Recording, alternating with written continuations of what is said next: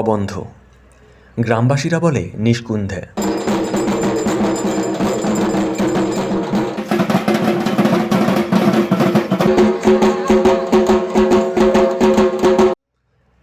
ডাং খেলা। দেলবাড়ির উঠোনে কয়েকজন সন্ন্যাসীকে বসিয়ে মন্ত্র পড়ে তাদের শরীরে অসুরের শক্তি সঞ্চারিত করা হয়। প্রধান সন্ন্যাসী এই মন্ত্র পড়ে। মন্ত্রপুত সন্ন্যাসীরা উঠে উঠোন জুড়ে লম্পজম্প নৃত্যের মাধ্যমে তাদের শক্তি প্রদর্শন করেন। এই সময় তাদের প্রত্যেকের হাতে একটা করে বাঁশের ডাং বা ডান্ডা তুলে দেওয়া হয়। ঘরা ঘরা জল ঢেলে দেওয়া হয় উঠোনে।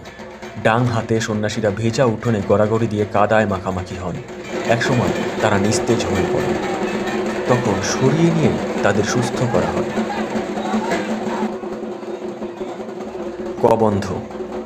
গ্রামবাসীরা বলে নিষ্কুন্ধে। কাঁচা মাটি দিয়ে পাহাড় প্রমাণ বড় যে মূর্তিটি বানানো হয় তা স্কন্দকাটা বা কবন্ধের। তার মাথা নেই। ভাটার মতো বিশাল বিশাল দুটি চোখ, টিলা সদৃশ নাক, তাতে দুটো সুরুঙ্গ, বিকটাকার হা, তাতে রক্তমাখা ভয়ালো দাঁতের সারি, রক্তমাখা জিহ্বা, সবই বুকের উপর। গাছের গুড়ির মতো হাত পা এবং সম আকারের পুরুষাঙ্গ। কবন্ধের পূজাও 2 পর্বের। প্রথম পর্ব করেন পৈতেধারী পুরোহিত প্রথাসম্মতভাবে। ঘণ্টা বাজিয়ে, ফুল ছিটিয়ে, ধূপে দ্বীপে আরতি করে পুজো করেন পবনদেবের মন্ত্র পড়ে। কেননা কবন্ধের পূজা পদ্ধতি কোনো পুরোহিত দর্পণে নেই। কবন্ধের পূজায় পাঠা বলি হয়। ভক্তদের মানত থাকলে একাধিক বলি হয়, 5টা 7টাও।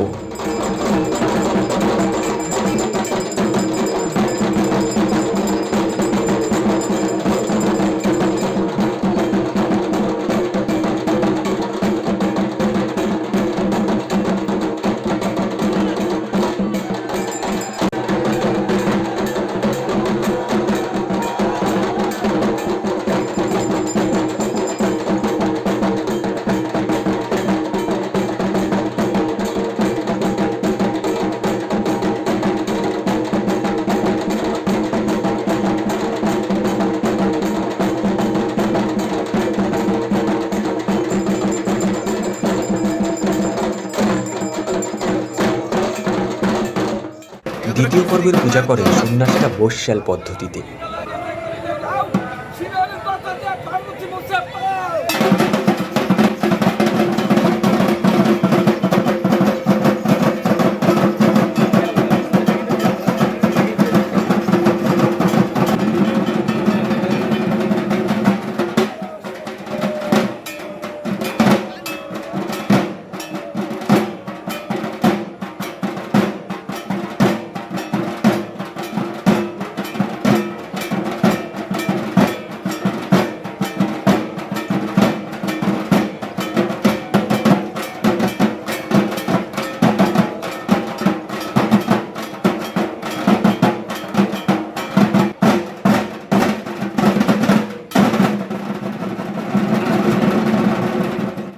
পয়লা বৈশাখের ভূতের মেলাতে হয় এই কবন্ধের পূজা।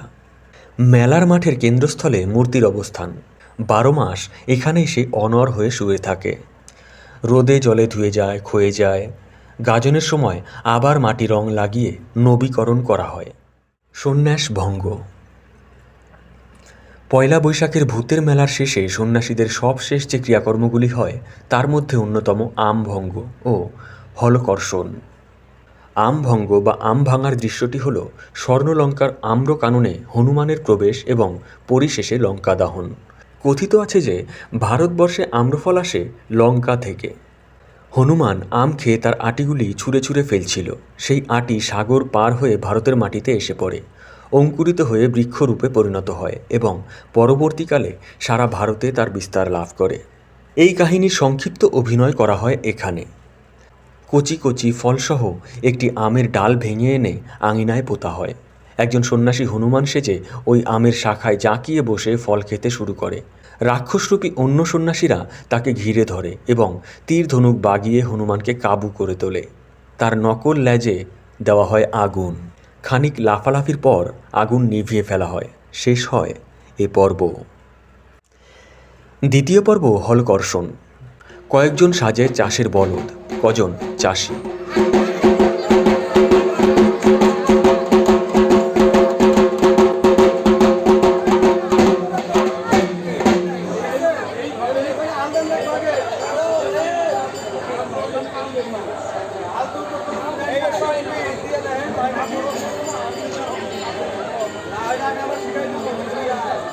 জমিতে